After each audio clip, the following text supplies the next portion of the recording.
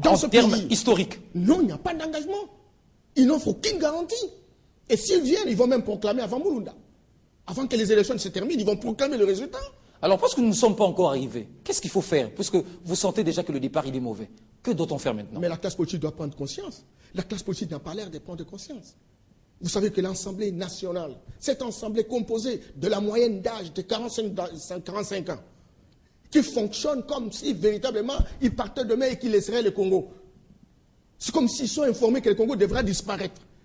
Et ils se comportent véritablement comme des assaillants. Est-ce que ce n'est pas pour ça que la société civile, aujourd'hui la CENCO a pris la décision de ne pas faire représenter aujourd'hui des prêtres? La CENCO a refusé de ternir son image. Les prêtres se sont battus. Vous savez que déjà dans les années 60, dans les années 50, ce sont les prêtres qui se sont battus pour... Vous avez apprécié leur position par rapport à ça, vous? J'apprécie fondamentalement leur position, mais j'ai dit qu'ils disent à haute voix, qui de la société civile, il faut qu'ils expriment leur opinion.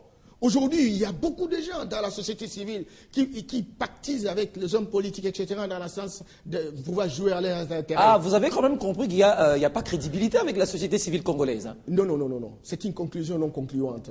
Ce n'est pas, il n'y a pas de crédibilité. Mais c'est ce que vous aviez dit. Non, mais écoutez, il y a des îlots de la société civile qui aujourd'hui fonctionnent dans les différents rationnels des hommes politiques. Ça, c'est évident. Mais en dehors de ces gens-là, il y a quand même des hommes et des femmes qui croient que le Congo peut fonctionner autrement, des hommes et des femmes qui visiblement sont des visionnaires, qui peuvent voyager dans les temps et embarquer les gens. Ils existent. Je vous parle, ça fait plus de 20 ans que j'ai le même langage, la même sincérité, la même vision. Depuis 20 ans, mais dans notre pays, il y a le règne de la médiocratie. Vous avez déposé votre candidature, vous aussi, en tant que membre qui doit composer cette CENI. Il faut que la société civile dépose les candidatures. Mais écoutez, lorsqu'on s'organise dans des groupements où on est robotisé à souhait par la classe politique, je ne peux pas prendre le risque d'agir comme un petit robot. Je ne peux pas prendre le risque de ternir mon image après un combat de longue date où je veux que mon pays fonctionne autrement. Et je ne peux pas accepter d'aller dans la poubelle. Si les règles étaient déjà respectées au travers de la composition de la société civile, de la CENI... Donc vous n'avez pas déposé votre candidature? Je ne peux pas déposer ma candidature dans une situation où je vois qu'on est en train d'amener notre pays vers le feu. Je ne peux pas. L'histoire et les générations futures retiendront que ceux qui aujourd'hui sont en train de s'amuser pour prendre responsabilité sont en accointance avec des hommes politiques. Parce que, croyez-moi, cher ami, avant que la loi ne soit transmise au président de la République, j'allais dire le projet de loi, écoutez, la société civile s'est réunie et a fait un certain nombre de remarques, de recommandations. Et on souhaitait que le président de la République, dans la promulgation, tienne compte de cela. Il n'a pas tenu compte de cela. La loi arrive et tout le monde se précipite pour postuler. Sans qu'on puisse, ne serait-ce que ressortir les différentes faiblesses par rapport à cette loi. À quoi ça sert lorsque vous avez un bureau où il n'y a qu'une seule personne de la société civile qui est le facilitateur, qui n'a aucune décision, si ce n'est que les décisions prises en groupe. Et un groupe majoritaire, la classe politique, notamment la majorité, et l'opposition, qui aujourd'hui font combine. Ne vous en faites pas parce que c'est un problème d'intérêt. Alors maintenant, vous êtes là, seul, et vous vous retrouvez devant des gens qui ont une convergence d'intérêts. Vous allez faire quoi, même si vous avez intention de pouvoir changer le pays? Alors aujourd'hui, la CENCO se montre, a pris une décision contre ses membres, notamment le prêtre. Est-ce que ça aura une influence sur sur Malou Malou, qui est aujourd'hui très décidé? Vous savez, moi, l'abbé Malou Malou, bon, il a été président, moi je n'ai rien contre lui, etc. J'entends les gens dire que bon, Malou Malou, il est choisi par les églises simplement parce qu'il a une grande expertise, il est appelé partout en Afrique, il a apporté son expérience, etc. Moi j'aurais aimé savoir, même vos confrères de la télévision, moi j'étais en train de les suivre, qu'on me dise un pays où Malou Malou a apporté son expertise et qui a organisé les élections de qualité.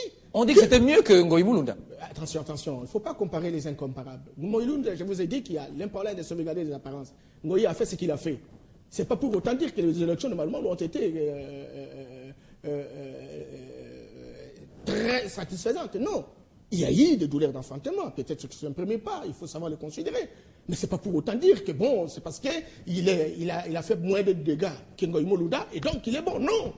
C'est question de donner un score. Moi, j'ai dit, mais écoutez, c'était un bilan négatif parce qu'il y a eu des camps de contestation. Mais il a aussi sauvegardé un certain nombre d'apparences par rapport à Ngoï Mulunda, ça c'est évident. Et c'est ce qui fait la différence entre les catholiques et les protestants. Vous voyez, les catholiques savent sauvegarder les apparences, mais de l'autre côté, j'ai l'impression que, bon, on s'inquiète de moins en moins de ce qui représente une apparence. Mais quand cela ne tient, Malou Malou, il est catholique, c'est un prêtre. Nous, quand on était élèves au collège, je crois que chez les catholiques, c'est la discipline, c'est l'ordre, etc. Il y a des principes. Écoutez, on n'est pas un électron libre. Lorsqu'on est prêtre chez les catholiques, c'est qu'on est censé respecter. Ce qui m'agace, ce sont les différentes composantes des églises qui choisissent Malou Malou et que son église catholique ne l'a pas choisi. Or, en réalité, pour être choisi par les autres pères... Mais lui, il s'en fout, décidément. Bon, il s'en fout. Oui, bien entendu, il est politique. Eh bien, il peut s'en foutre, ça c'est évident. Alors, moi, j'ai dit, alors, mais il n'a qu'à tirer les conséquences. Ou il quitte l'église. Parce qu'en fait, si ça continue comme ça, tout le monde va quitter ces églises. Voilà. Alors, imaginez qu'aujourd'hui, Malou Malou soit à la tête, parce qu'il est plébiscité, soit à la tête de la CENI.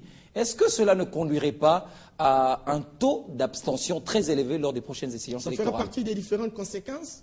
Il y en a de ceux qui ne vont pas aller vers ces élections. Moi, je regrette pour l'Afrique subsaharienne.